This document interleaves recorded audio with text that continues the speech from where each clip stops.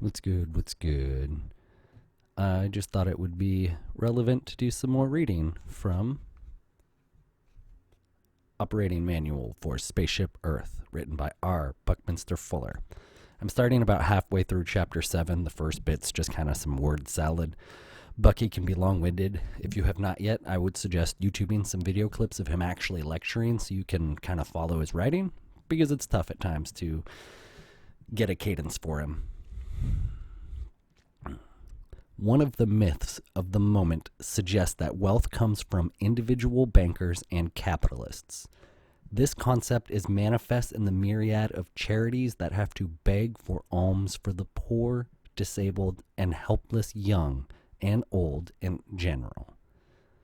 These charities are a holdover from the old pirate days when it was thought that there would never be enough to go around.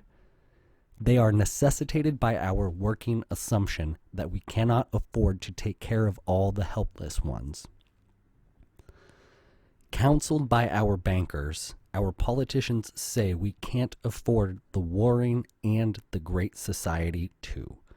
And because of the mythical concept that the wealth which is dispersed is coming from some magically secret private source, no free and healthy individual wants that handout from the other man, whoever he may be. Nor does the individual wish to be on the publicly degrading dole line. After World War II, several million of our well-trained, healthiest young people came suddenly out of the military service. Because we had automated during the war to a very considerable degree to meet the war challenges, there were but few jobs to offer them. Our society could not say, realistically, that the millions of their healthiest, best informed young were unfit because they couldn't get a job, which had, until that historical moment, been the criteria of demonstrated fitness in Darwin's survival only of the fittest struggle. In that emergency, we legislated the GI Bill and sent them all to schools, colleges, and universities. This act was politically rationalized as a humanly dignified fellowship reward of their war service and not as a handout. It produced billions of dollars of new wealth through the increased know-how and intelligence thus released, which synergetically augmented the spontaneous initiative of that younger generation. In legislating this reckless spending of wealth, we didn't know that we had produced a synergetic condition that would and did open the greatest prosperity humanity has ever known. Through all the pre-20th century history, wars were devastating to both winners and losers. The pre-industrial wars took the men from the fields, and the fields where the exclusively agricultural wealth germinated were devastated. It came as a complete surprise, therefore, that the First World War, which was the first full-fledged industrial era war, ended with the United States, in particular, but Germany, England, France, Belgium, Italy, Japan, and Russia, in lesser degree, all coming out of the war with much greater industrial production capabilities than those with which they had entered. That wealth was soon misguidedly invested in the Second World War, from which all the industrial countries emerged with even greater wealth-producing capabilities, despite the superficial knockdown of the already obsolete buildings. It was refutably proven that the destruction of the buildings by bombing, shellfire, and flames left the machinery almost unharmed. The productive tooling capabilities multiplied unchecked, as did their value. This unexpected increase in wealth by industrial world wars was caused by several facts, but most prominently by the fact that in the progressive acquisition of instruments and tools which produced the even more effective complex of industrial tools, The number of special purpose tools that made the end product armaments and ammunition was negligible in comparison with the redirectable productivity of the majority of the general purpose tools that constituted the synergistic tool complex. Second, the wars destroyed the obsolete tool enclosing brick and wood structures whose factual availability, despite their obsolescence, had persuaded their owners to overextend the structure's usefulness and exploitability. This drive to keep milking the old proven cow, not risking the production of new cows, had blocked the acquisition of up-to-date tools. Third, there was the synergetic surprise of alternative or substitute technologies which were developed to bypass destroyed facilities. The latter often proved to be more efficient than the tools that were destroyed. Fourth, the metals themselves not only were not destroyed, but were acceleratingly reinvested in new, vastly higher performance per pound tools. It was thus that the world war losers, such as Germany and Japan, became overnight the post-war industrial winners. Their success documented the fallacy of the whole economic evaluation system now extant.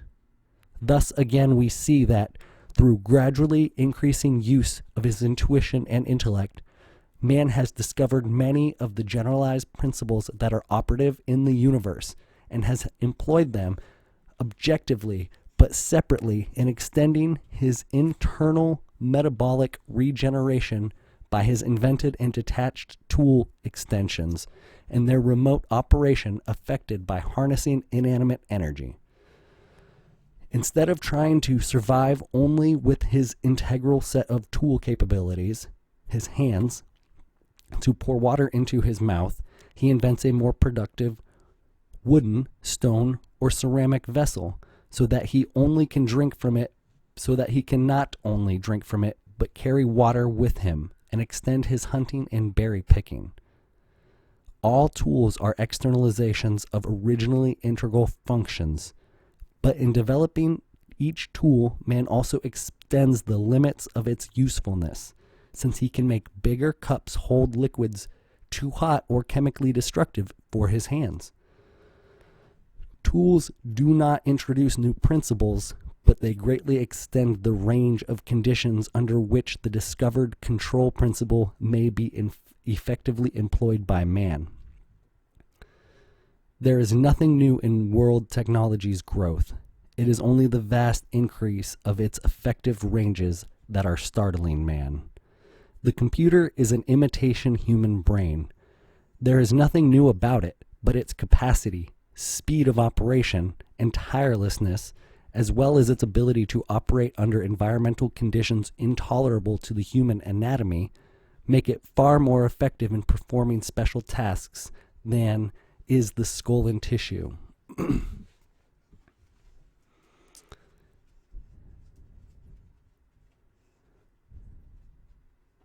What is really unique about man is the magnitude to which he has detached, deployed, amplified, and made more incisive all of his many organic functionings. Man is unique among the all living phenomena as the most adaptable, omni-environment penetrating, exploring, and operating organism, being initially equipped to invent intellectually and self-disciplined, dexterously to make with the tools with which thus to extend himself.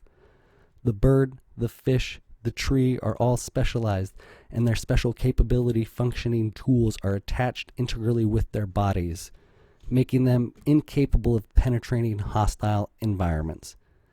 Man externalizes, separates out, and increases each of his specialized function capabilities by inventing tools as soon as he discovers the need through oft-repeated experiences with unfriendly environmental challenges.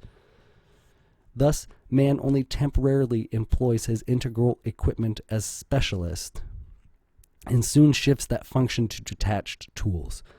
Man cannot compete physically as a muscle and brained automaton, as a machine, against the automated power tools which he can invent while metaphysically mastering the energy income from universe with which ever more powerfully to actuate these ever more precise mass production tools. What man has done is to decentralize his functions into a world around energy networked complex of tools which altogether constitute what we refer to as industrialization.